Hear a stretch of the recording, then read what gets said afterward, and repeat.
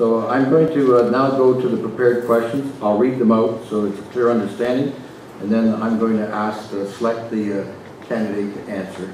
And again, Susan will be our timekeeper. She will stand up at the 30 seconds, which will give you, I think, sufficient warning to try to wrap it up. The first question that came was this: since the closure of La Fortune Park, Caledonia Regional Chamber of Commerce has repeatedly asked for it to be reopened. Tourism dollars to Caledonia and the area have suffered because of its closure, not to mention the non-use of prime parkland. The question is, what is your stand on the reopening of the La Fortune Park? Given your stand, how do you propose in going about it? I would ask Craig Grice to offer his comments. Thank you very much. First, let me say that I believe the La Fortune Park is obviously an immensely underutilized facility and a valuable asset to Caledonia, given its proximity to the Grand River. I think what some people have to remember as well is that how it was deeded back to the county, as well as it came from Mr. Perry La Fortune. And again, specifically states out that it's not necessarily to be used for profit. From that end of it, it ends up saying it is there for the community's use at the best possibility as we can provide, so that residents can use it freely. Does that encumber what council can do on that property? Absolutely. Should it stop council from trying to move some issues forward, like walking trails, biking trails, passive uses? Absolutely not. These things need to move forward, because this is the way that I believe that Mr. Perry La Fortune saw his property when he deeded it over to the county at that point in time. Again, this property has gone from the former town of Seneca to the Grand River, to the GRCA, back into Haldimand County hands. And again, what we have to also remember is that for as much as any of us would all agree that we need something better at the Fortune Park to draw in tourism, to allow people to enjoy nature, there is still some major infrastructure concerns out on that property that simply cannot be avoided. That's why, again, if anyone has read my pamphlet as I've come by your doors, it's stated right in there, we need to do a more comprehensive study to ensure that we get the value out of that property, and we adhere to the endorsement and will of Mr. Perry La Fortune.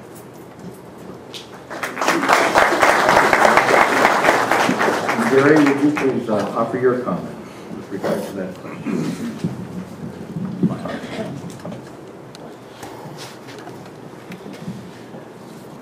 There's no question that the park can draw tourists. You've heard everyone respond to that fact already.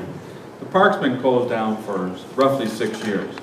But part of the question was, Caledonia Regional Chamber of Commerce has repeatedly asked for it to be reopened. There's 3 council members here.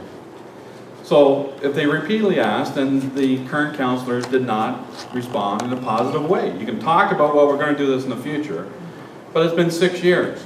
This is a valuable piece of property that could have brought tourists to the area. And I would suggest, the other question is, well, what would you do to bring this about, to reopen it? If we can't get a grant from the various organizations, we can't pressure the Ontario government, then we have reserve funds. This park should be reopened as soon as possible. It shouldn't take 6 more years and election after election for people to talk about, oh yeah, I promised to do that in the future. It should have been done 5 years ago. Thank you.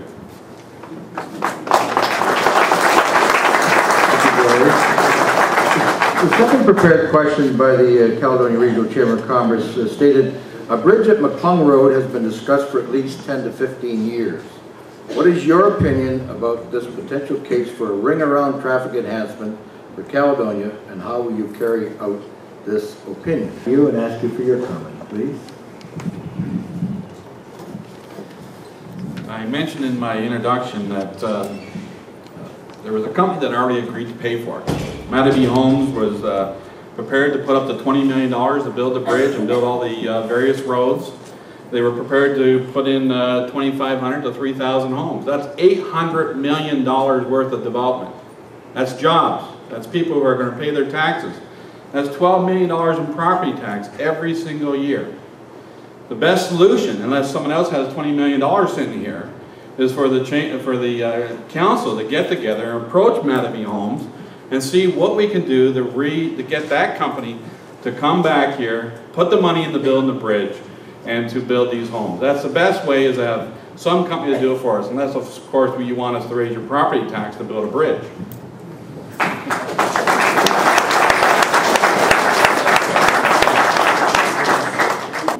First, I guess I would have to present my motion that I presented to the Chamber of Commerce on this exact issue back in '07. So someone can take that. And what it basically says is, and I'll paraphrase, I suggested that the province and county enter into an EA study for McClung and ensure that a bridge be built there before the reconstruction or rebuild of the Argyle Street Bridge would take place. This will allow the province not to spend $4.5 million on a Bailey Bridge and contribute those funds directly to the $20 million project at McClung.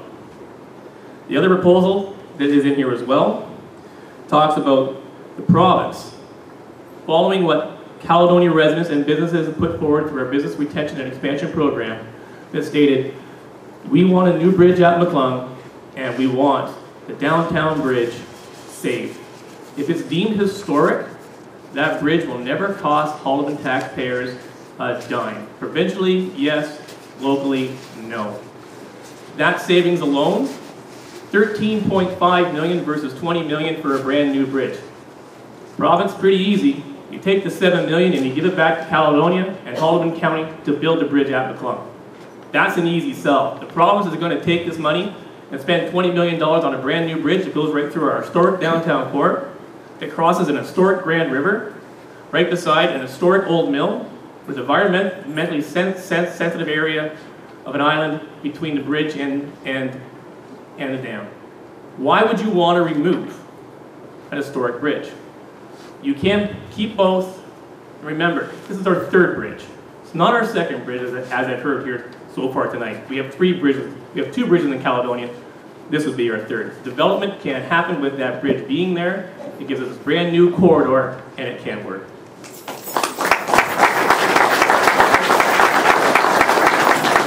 New industry and residential growth are progressive steps for Caledonia and Haldimand County. What do you see as your role, with these factors in mind, to encourage potential economic impact on the area? And as the winning candidate, how and what will you do? As Mr. Sloat just told us, there's lots of people who want to do development in Haldimand County. There's lots of people we can approach. So the question is, why haven't they already started developing? We all know the answer. So the key issue has to be, you have to say to who is going to invest the money, that their money is going to be safe in Haldimand County. And the only question has to be is, who can go to these people and say to them with some sort of confidence that I can assure you that if you invest in Haldimand County, I will do my best to protect your investment. I'm not going to blame the provincial government or somebody else and say, well, there's nothing we can do. I will do everything I can to invest and to protect your investment. When the Cougar developer was shut down because of an occupation, he went to the Haldimand Council. They accomplished nothing. He goes to the OPP, signs whatever documents they had for him. They still didn't do anything. Then he came to me and signed over and made me his agent. Within 48 hours, we had the charges. Those homes are built. People are living in there. His investment was protected. His millions of dollars that he put in now has produced an outcome. You got to be able to say to corporations, you come here, it's safe to do business here.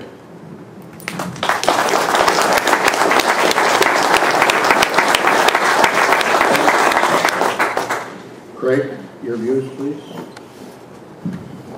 Thank you. First, I think Caledonia's on the right track. Caledonia needs to be seen and continue to be seen as a community that puts forward a positive image. And I feel it is my job to help promote Caledonia's vibrancy and economic health as a community. I've been extremely involved with various community groups and organizations established in Caledonia, and I can assure you, we are getting the job done. Encouraging development means we are showing that we are an accessible community. We're ready to accept business, with council prepared to go the extra mile.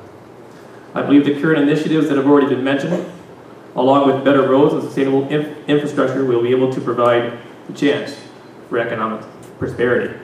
Developers are looking. Councillor Sloat is not lying. I can tell you, developers are meeting with staff as we speak during regular business hours. Will they take time? Absolutely. We just cannot throw out rules and then say, I'm going to punish you because you didn't follow them. Rules are there, we have to follow to ensure the community is protected, to ensure businesses can prosper, to ensure that everyone is on an equal and level playing field.